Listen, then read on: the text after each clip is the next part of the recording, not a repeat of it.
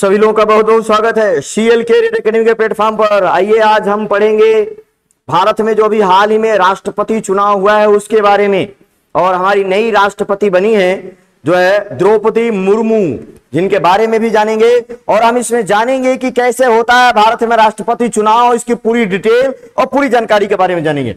शानदार तरीके से आपको जानकारी मिलेगा और इसको आप पूरा वीडियो शुरू से लेकर अंत तक देखिए। आप बिल्कुल सही तरीके से जान पाएंगे कि भारत में राष्ट्रपति चुनाव कैसे होता है, किस प्रकार से होता है, उसकी कौन सी प्रक्रिया अपनाई जाती है, राष्ट्रपति को कौन कौन से अधिकार होते हैं और उनके बारे में सभी संपूर्ण जानकारियां।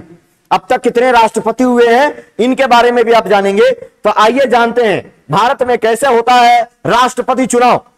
16वें राष्ट्रपति चुनाव, इस बार का जो चुनाव था वो 16वां राष्ट्रपति चुनाव था। जैसा कि आप यहां पे देख पा रहे हैं स्क्रीन पर, हमारी नई राष्ट्रपति द्रौपदी मुर्मू का यहां बहुत ही शानदार चित्र लगा हुआ है। और 16वीं राष्ट्रपति चुनाव जो हुआ इसके बारे में पढ़ेंगे 2022। इसके पहले 15 राष्ट्रपति चुनाव हो चुके हैं। तो चलिए हम शुरुआत करते हैं 16वें राष्ट्रपति चुनाव के बारे में।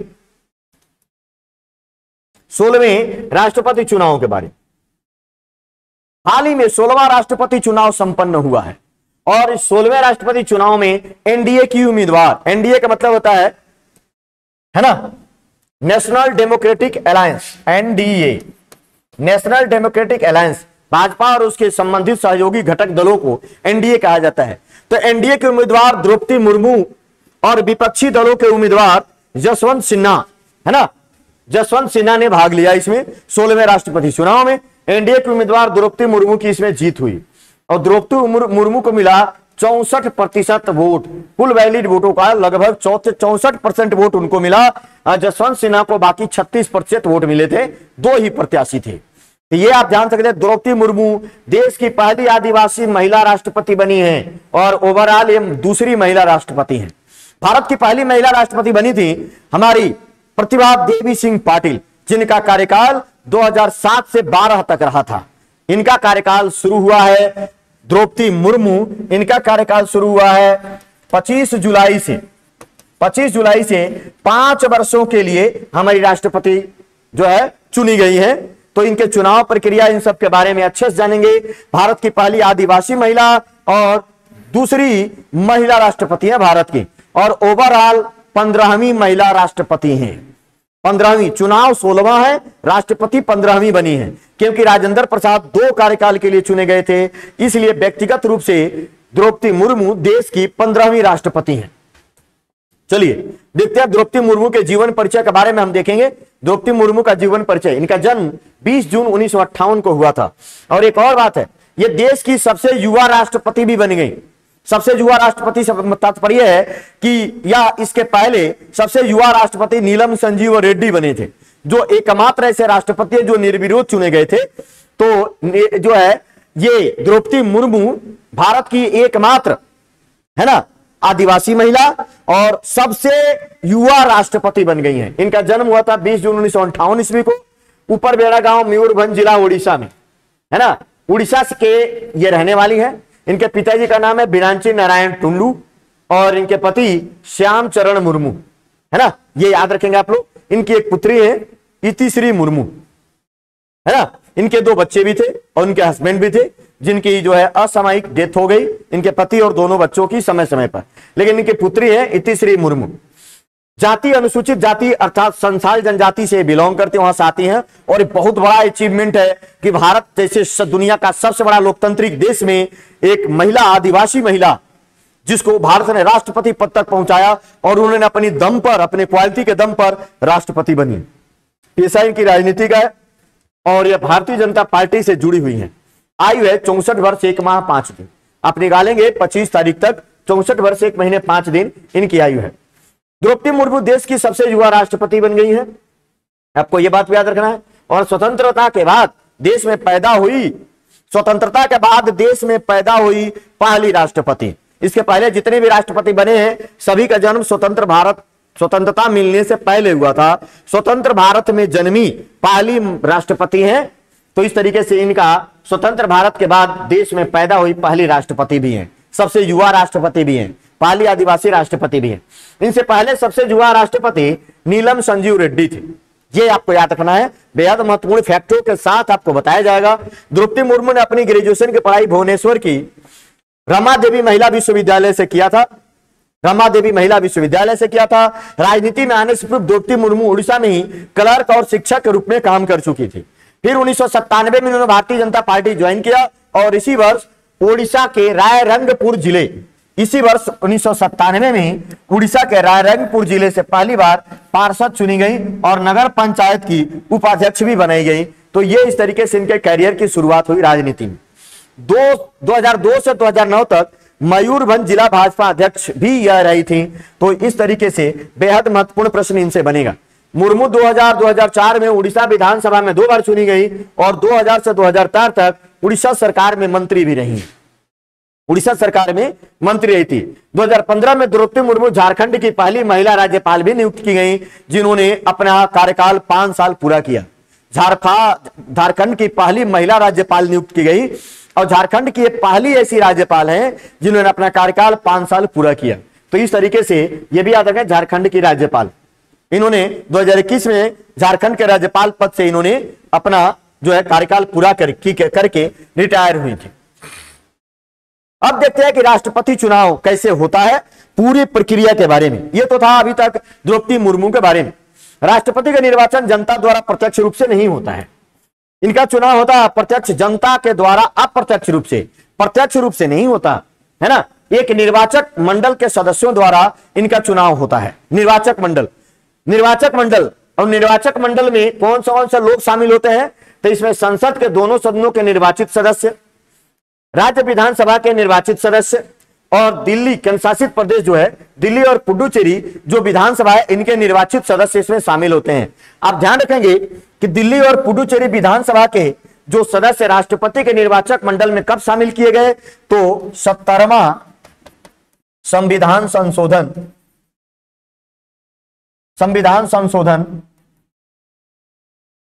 1992 के द्वारा। तो 1992 में दिल्ली और पुडुचेरी विधानसभा के सदस्यों को क्या किया गया? राष्ट्रपति के निर्वाचक मंडल में शामिल किया गया। तो याद रखेंगे, तो इनके सभी निर्वाचित सदस्य ही निर्वाचक मंडल में शामिल होते हैं और निर्वाचक मंडल, राष्ट्रपति के निर्वाचक मंडल जो है वो है अनुच्छेद 54 में।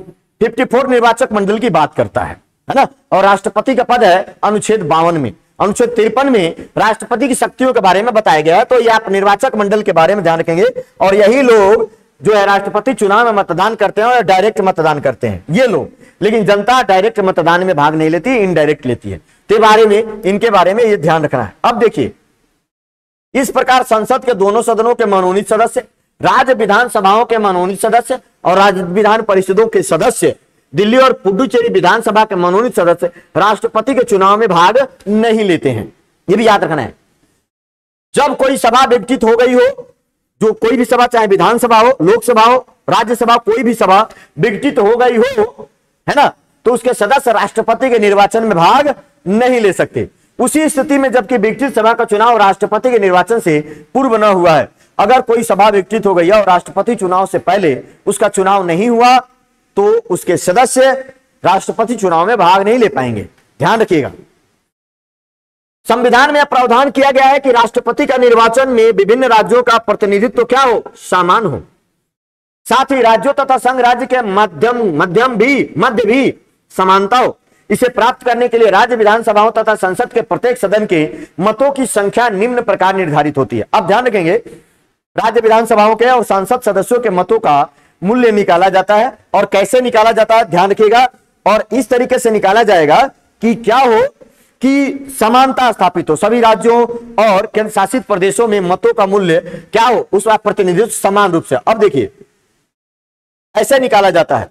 अगर आप हमें निकालना हो, प्रत्येक विधानसभा के निर्वाचित सदस्यों के मतों की गणना करनी है, प्रत्येक निर्वाचित सदस्यों के मतों की गणना करना हो, विधानसभा के निर्वाचित सदस्यों के मतों की संख्या उस राज्य की जनसंख्या को उस राज्य की विधानसभा के निर्वाचित सदस्यों तथा 1000 के गुणनफल के प्राप्त संख्या से भाग देने पर प्राप्त होती है। मतलब अगर एक विधायक का मत मूल्य निकालना हो तो कैसे निकालेंगे? देखिए, एक विधायक का मत मूल्य बराबर राज्य की कुल जनसंख्या और राज्य विधानसभा के जितने सदस्य हैं उनमें 1000 से गुणा करेंगे तो एक विधायक का मत मूल्य निकल जाएगा। जैसे मान लीजिए किसी राज्य की जनसंख्या है 10,000, किसी राज्य की जनसंख्या है 10,000 और वहां के विधायक हैं मान लीजिए 10, वहां 10 विधायक लिखा है ना, राज्य विधानसभा के निर्वाचित कुल सदस्य, तो उस राज्य के कुल जनसंख्या जो 10,000 है और उस राज्य विधानसभा के निर्वाचित सदस्य 10 हैं, तो इनको कैसे निकालेंगे, इनमें 1000 का गुणा करेंगे, 1000 का, और तब इनके सदस्यों में गुणा करके और भाग देंगे, तो जो रिजल्ट आएगा वही एक विधायक का मत मूल्य है। तो ये फार्मूला अपनाया जाता है ना, ध्यान से पढ़ लेंगे। विधानसभा के निर्वाचित सदस्यों के मतों की संख्या क्या होती है, उस राज्य की कुल जनसंख्या को उस राज्य की विधानसभा के निर्वाचित सदस्यों तथा 1000 के गुणनफल से भाग देने पर जो संख्या प्राप्त होती है वही एक विधायक का मत मूल्य होता है। तो ऐसे मत मूल्य विधायकों का निकाला जाता है। फार्मूला आप सभी लोग याद रखेंगे। कुल जनसंख्या पे विधायक निर्वाचित विधायकों का और 1000 से गुणा करके भाग देना है, तो ये निकाला जाएगा। अगर हम बात करें संसद सदस्यों का मत मूल्य निकालने के लिए, तो संसद के प्रत्येक सदन के निर्वाचित सदस्यों का मत मूल्य, मतलब एक सांसद का मत मूल्य जो होगा सभी राज्यों के विधायकों के मतों का मूल्य को सांसदों के कुल सदस्यों की संख्या से भाग दे दिया जाए, तो क्या निकल जाएगा, संसद सदस्य का मूल्य। जैसे कि इसके लिए भी फार्मूला है, इस प्रकार है, आप देखिए इस प्रकार से इसमें फार्मूला है। देखो, अगर एक सांसद सदस्य का मत मूल्य निकालना हो, एक सांसद सदस्य का मत मूल्य, तो सभी राज्यों के विधायकों का कुल मूल्य जो अभी निकालना, जितने 28 राज्य हैं, केंद्र शासित प्रदेश हैं, वहां के निर्वाचित जो भी विधायक हैं उन सभी का जो मत मूल्य होगा, देखो सभी राज्यों के विधायकों के मतों का कुल मूल्य किससे भाग देंगे, संसद के निर्वाचित सदस्य। जैसे मान लीजिए अगर सभी राज्यों के जो विधायक हैं उनका जो मूल्य उस फार्मूले से निकला था, उन सभी को क्या करेंगे, जोड़ लेंगे। मान लीजिए वो हो रहा है 5 लाख, 5 लाख हो गया, और निर्वाचित सांसदों की संख्या कितनी है, तो 543 है लोकसभा में और 233 है राज्यसभा में, तो बटा कर देंगे 543 प्लस 233, इनको जोड़ देंगे, जितना होगा भाग दे देंगे, जो रिजल्ट आएगा वह एक सांसद का मत मूल्य हो जाएगा। समझ गए आप लोग, सभी राज्यों के विधायकों के मत मूल्य जितना होगा उसको भाग दे देंगे, संसद लोकसभा राज्यसभा के जितने सांसद निर्वाचित वाले हैं उनसे भाग देंगे। 233 क्यों किया, होता 245 से 12 मनोनीत होते, वो भाग नहीं लेंगे, राज्यसभा के 12 मनोनीत सदस्य भाग नहीं लेंगे। तो इस तरीके से सांसदों और विधायकों का मत मूल्य निकाला जा सकता है और ऐसे ही निकाला जाता है। अब इनका चुनाव कैसे होगा, इनका चुनाव कैसे करेंगे, तो इनका चुनाव जो होगा, देखो अब राष्ट्रपति का चुनाव जो होता है वो आनुपातिक प्रतिनिधित्व, ये आपको याद रखना है। आनुपातिक प्रतिनिधित्व के अनुसार एकल संक्रमणीय मत और गुप्त मतदान द्वारा, एकल संक्रमणीय मत द्वारा, अनुपातिक प्रतिनिधित्व का एकल संक्रमणीय मत द्वारा और गुप्त मतदान के माध्यम से होता है, ये आपको याद रखना है। गुप्त मतदान के किसी उम्मीदवार को राष्ट्रपति के चुनाव में निर्वाचित होने के लिए मतों का एक निश्चित भाग प्राप्त करना आवश्यक है। वही उम्मीदवार चुना जाएगा जो एक मतों का एक निश्चित भाग प्राप्त करेगा, और वो कितना है, आधे से अधिक, आधा मतदान 50%, कुल वैध मतों का 50% पाना अनिवार्य होता है। तो मतों का एक निश्चित भाग प्राप्त करना आवश्यक है, वैध मतों का, सभी का नहीं, वैध मतों का। मतों का यह निश्चित भाग कुल वैध मतों की निर्वाचित होने वाले कुल उम्मीदवारों की संख्या में एक जोड़कर प्राप्त संख्या द्वारा भाग देने पर क्या होता है, प्राप्त होता है। मतलब इस फार्मूले के तहत समझिए, फार्मूले के तहत अब देखिए कि कैसे निकालेंगे कोई राष्ट्रपति कैसे निर्वाचित होता। तो देखिए निश्चित मतों का भाग, कितना मत किसी को चाहिए, है ना, आधे से अधिक चाहिए तभी वो निर्वाचित होगा। तो कुल वैध मत, मान लीजिए कुल वैध मतों की संख्या 100 है ना, और कितने प्रत्याशी हैं, वैसे तो जीतेगा एक ही जीतेगा, है ना, तो 1 + 1 2 प्रत्याशी थे और इसमें 1 जोड़ेंगे तो जितना आएगा 2 में क्या कर देंगे, ये हो जाएगा 100/2 + 1 50 + 1 टोटल हो जाएगा 51। मतलब जीतने के लिए 51 वोट जरूरी है, तभी आप जीतेंगे, है ना। तो इस तरीके से ये निकाला जाता है। निश्चित किसी को उम्मीदवार को जीतने के लिए कितना मत चाहिए? मत चाहिए कुल वैध मतों का, और जो प्रत्याशी हैं उनसे भाग दे देंगे और उसमें एक जोड़ देंगे, तो जो आएगा उतना पाना जरूरी होता है। तो इस तरीके से ये हमारे वहां राष्ट्रपति चुनाव की चुनाव प्रणाली और चुने जाने का तरीका है। अब देखिए, अगर हम बात करें एकल संक्रमणीय मत प्रणाली क्या है? एकल संक्रमणीय मत प्रणाली, एकल संक्रमणीय मत प्रणाली में च्वाइस के आधार पर चुनाव होता है। किस आधार पर? च्वाइस के आधार पर। अब ये च्वाइस के आधार पर क्या होता है? एकल संक्रमणीय मत प्रणाली में करते क्या है? और ये राष्ट्रपति का चुनाव प्रणाली लिया कहां से गया है? आयरलैंड से। राष्ट्रपति की चुनाव प्रणाली कहां से लिया गया है? आयरलैंड से लिया गया है। होता क्या है कि जितने उम्मीदवार ए और बी उम्मीदवार हैं, तो सभी प्रत्याशी, चाहे जितने उम्मीदवार हैं ए बी सी डी, जितने उम्मीदवार हो गए कोई बात नहीं है, इसमें सभी लोग च्वाइस के आधार पर मतदान करके आएंगे, 1 और 2। मान लीजिए कि मैंने मतदान किया, ए को 1 नंबर पर रखा कि मेरा ये सबसे फर्स्ट च्वाइस है, और ये सेकंड। अगर ये नहीं चुने जाए तो ये चुनेगा। कोई दूसरा आएगा, इनको 1, इनको 2, कोई तीसरा आएगा, इनको 2 पे रखेगा, इनको 1 पे रखेगा। तो इस तरीके से कोई आया 2, 1 च्वाइस इनको दिया। इस तरीके से गणना किया जाएगा च्वाइस के आधार पर। सभी उम्मीदवारों को अपनी च्वाइस के आधार पर वोटिंग करनी होती है। First choice, second choice, third choice, जितने उम्मीदवार होंगे उस तरीके से पहले राउंड की गणना होगी। पहले राउंड में आधे से अधिक मत प्राप्त करने हैं। पहले राउंड में नहीं, लेकिन हम कहेंगे कि चुने जाने के लिए आधे से अधिक मत प्राप्त करना होगा। वैध मत का आधे से अधिक मत प्राप्त करना होगा। अधिक मत चाहिए जीतने के लिए। पहले राउंड की गणना होगी, और जिनका फर्स्ट च्वाइस सबसे कम होगा, पहला च्वाइस, फर्स्ट च्वाइस का मतदान जिनका कम होगा उनको बाहर निकाल दिया जाएगा। अगर पहले ही मतगणना में अगर किसी उम्मीदवार को 50% से अधिक मत मिल गया तो वो विजयी हो जाएगा। लेकिन अगर पहले मतगणना में पहली बार में किसी को भी 50% मत नहीं मिल पाया तो विजयी नहीं होगा, तो दूसरे चक्र की मतगणना की जाएगी। अब ये कैसे की जाती है? जैसे मान लो कि ए बी सी 3 उम्मीदवार थे, 3, इनको रख दिया 3 3 3 3, इनको जो है, या इनको यहां पर किसी ने 1 च्वाइस दिया, फर्स्ट च्वाइस 1 दिया हुआ है। तो जब मतगणना होगी पहले इनकी फर्स्ट च्वाइस निकाली जाएगी। इनको 1 मिला, तो सबसे कम मिला है इनको फर्स्ट च्वाइस, तो इनको क्या किया जाएगा? हटा दिया जाएगा, है ना। अगर इनको 1 दिया है तो 2 दिया होगा यहां पर, या 3 दिया होगा,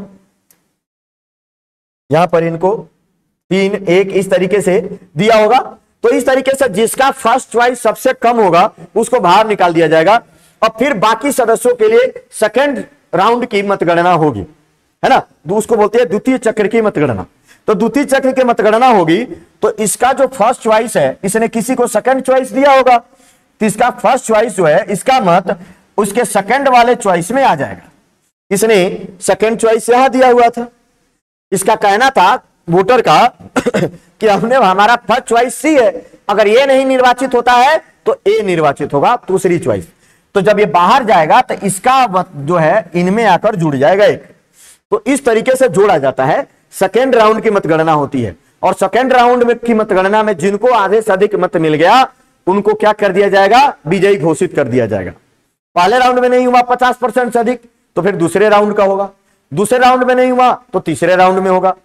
अगर किसी को भी 50% मत प्राप्त नहीं हुआ तो चुनाव कैंसिल हो जाएगा। मतलब कि राष्ट्रपति चुनाव के लिए 50% से अधिक वोट पाना अनिवार्य है, जरूरी है, अन्यथा किसी को नहीं मिला तो चुनाव कैंसिल हो जाएगा। यह बात याद रखना है।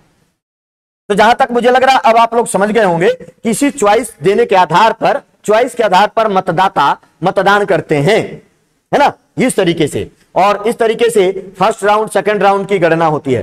तो इनमें जो अभी चुनाव हुआ है ना, 16वां राष्ट्रपति चुनाव, पहले चक्र की मतगणना में ही द्रौपदी मुर्मू को 64% मतदान, इनको मत प्राप्त हो गया, जबकि 36% मत जसवंत सिन्हा को प्राप्त हुआ, है ना।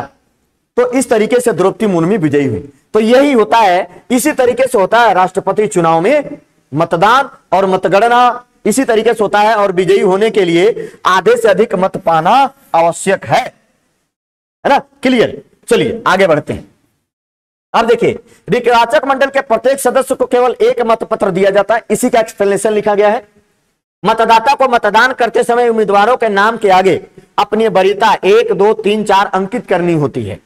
इस प्रकार मतदाता उम्मीदवारों की उतनी वरीयता आदि दे सकता है जितने उम्मीदवार होते हैं। वरीयता दिया जाता है, चॉइस दिया जाता है उस पर कि मेरा ये फर्स्ट चॉइस है, सेकंड चॉइस है, इस तरीके से।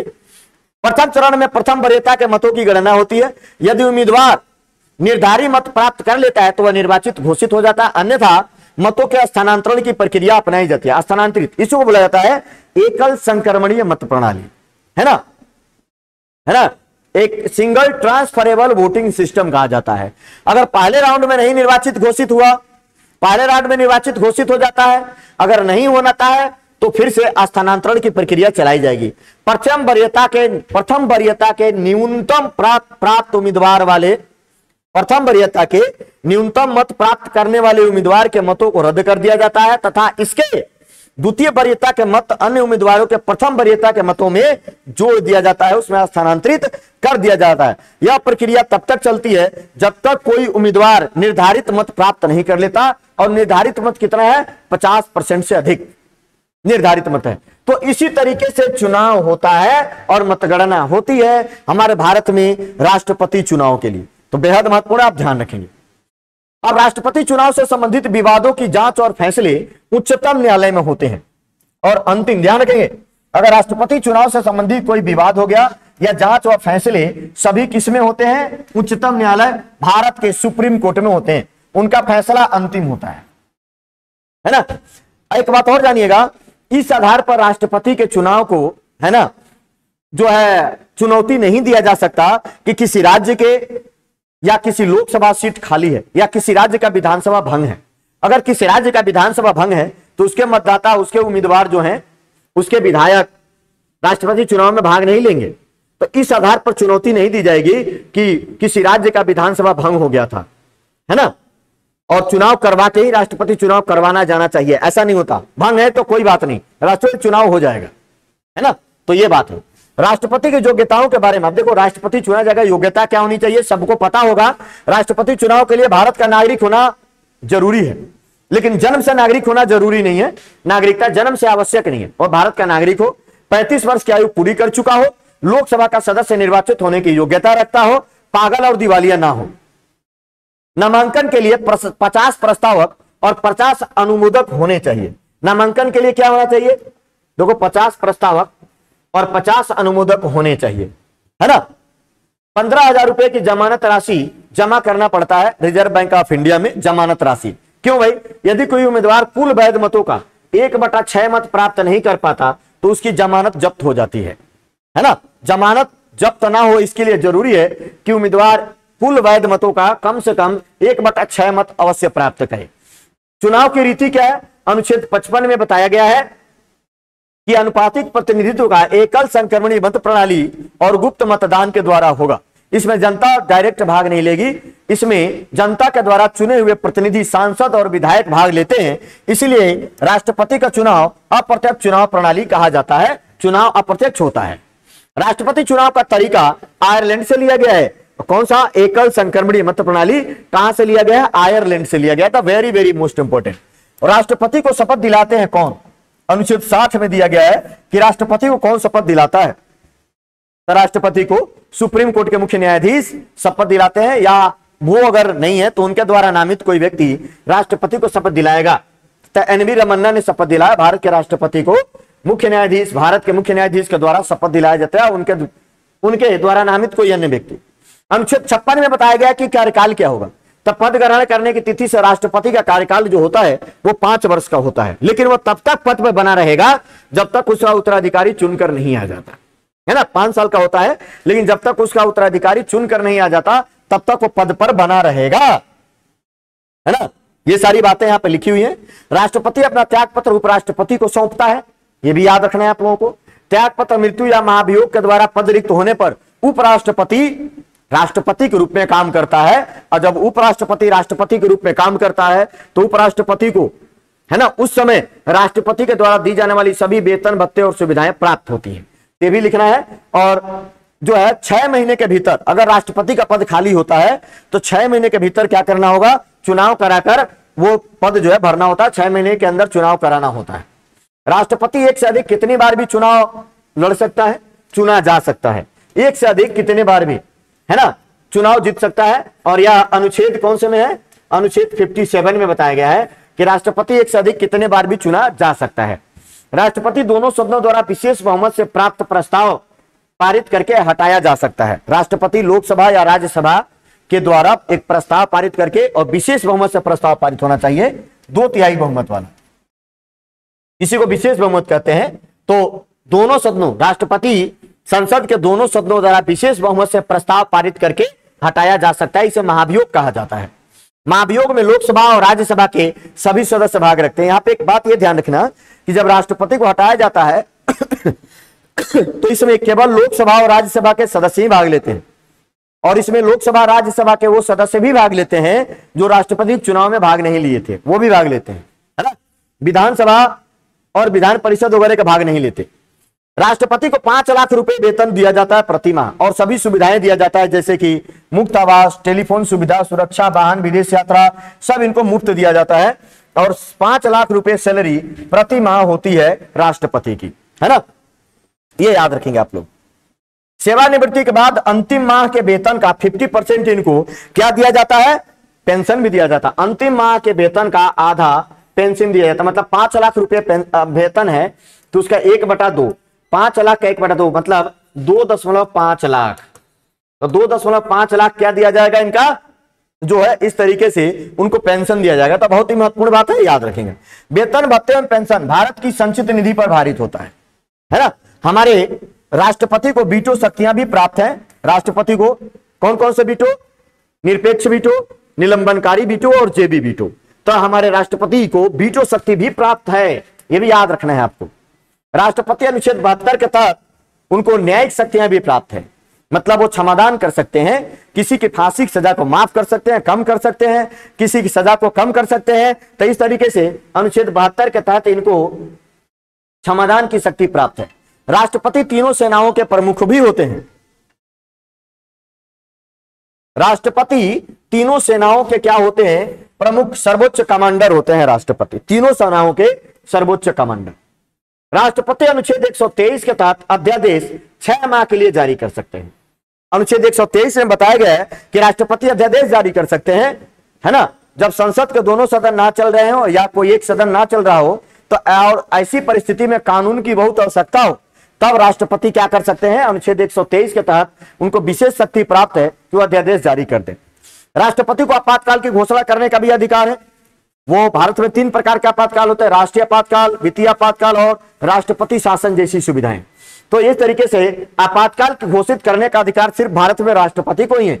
राष्ट्रपति, राज्यपाल, प्रधानमंत्री, सभी मंत्री, उच्च न्यायालय, सर्वोच्च न्यायालय, भारत के न्यायाधीश, महान्यायवादी, सीएजी, विभिन्न प्रकार से इन अधिकारियों को, मंत्रियों की नियुक्ति करते हैं। इनकी नियुक्ति करने का, इन सारे की नियुक्ति करने का भी अधिकार हमारे राष्ट्रपति को है ना। तो ये सारी बातें रही। अब हम देखते हैं कि भारत में अब तक के राष्ट्रपतियों के बारे में। आप लोग इसको जरूर याद रखिएगा। जो है आप देखेंगे यहाँ पर बताया गया कब राष्ट्रपति चुनाव हुआ और उस समय उम्मीदवार कौन रहा और उसका विपक्षी कौन रहा। तो भारत में सबसे पहले 1952 में राष्ट्रपति चुनाव हुआ था और उसमें चुने गए थे भारी मतों से डॉक्टर राजेंद्र प्रसाद चुने गए थे, है ना, और उनके विपक्ष में थे केटी शाह। 1957 में डॉक्टर राजेंद्र प्रसाद दोबारा चुने गए और ये 2 बार चुने गए थे और दूसरी बार इनके एएन दास इनके विपक्ष में थे।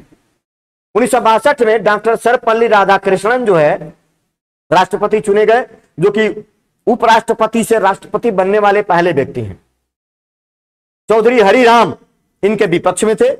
चौधरी हरिराम क्या थे, इनके विपक्ष में थे। डॉक्टर जाकिर हुसैन चौथे राष्ट्रपति, के सुब्बाराव इनके विपक्ष में थे। 5वें राष्ट्रपति है बीबी गिरी, है ना, इनके एन संजीव रेड्डी जो है विपक्ष में थे। उसके बाद 6ठे राष्ट्रपति फखरुद्दीन अली अहमद जो है चुने गए हैं। आप यहां पे देख सकते हैं फखरुद्दीन अली अहमद। त्रिदेव चौधरी इनके विपक्ष में थे। नीलम संजीव रेड्डी निर्विरोध चुने जाने वाले एकमात्र राष्ट्रपति हैं, निर्विरोध चुने गए थे। ज्ञानी जैल सिंह 8वें राष्ट्रपति हैं भारत में। भारतीय चुनाव में पार्टिसिपेट इन्होंने किया। ज्ञानी जैल सिंह। एचआर खन्ना इनके विपक्ष में थे। आर वेंकटरमन, है ना, इनके विपक्ष में वीर शंकर नायक जो है ना। तो 9वें राष्ट्रपति जो है वेंकटरमन है। 9वें ने व्यक्तिगत रूप से 8वें कहेंगे क्योंकि 2 बार राजेंद्र प्रसाद कराया, व्यक्तिगत रूप से 8वें हो गए। है ना, क्योंकि यहां पर देख लीजिए दो, राजेंद्र प्रसाद का 2 क्रम संख्या लिखा हुआ है, क्योंकि यहां 2 अलग अलग रोग थे इसलिए। तो ये एक ही व्यक्ति हैं। व्यक्तिगत रूप से जो है ना वेंकटरमण 8वें हैं, जो है शंकर दयाल शर्मा व्यक्तिगत रूप से 9वें हैं, है ना। उसके बाद KR नारायणन हुए थे, पहले दलित राष्ट्रपति भी इनको कहा जाता है। डॉक्टर APJ अब्दुल कलाम, भारत के मिसाइल में इन्होंने जो है पार्टिसिपेट किया था।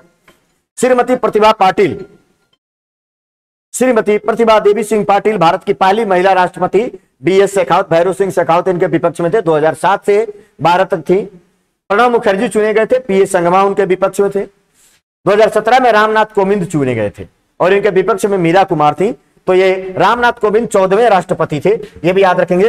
और 15वें राष्ट्रपति, 16वां राष्ट्रपति चुनाव है, ये देखो 16वां राष्ट्रपति चुनाव है। द्रौपदी मुर्मू बनी है 15वीं राष्ट्रपति, 15वीं राष्ट्रपति बनी है। तो ये बात ध्यान रखें, वेरी वेरी मोस्ट इंपॉर्टेंट है। 16वां राष्ट्रपति चुनाव हुआ 2022 और अभी इन्होंने जो है अपना पदभार ग्रहण कर लिया 25 तारीख को, और उनका कार्यकाल 5 साल का होगा।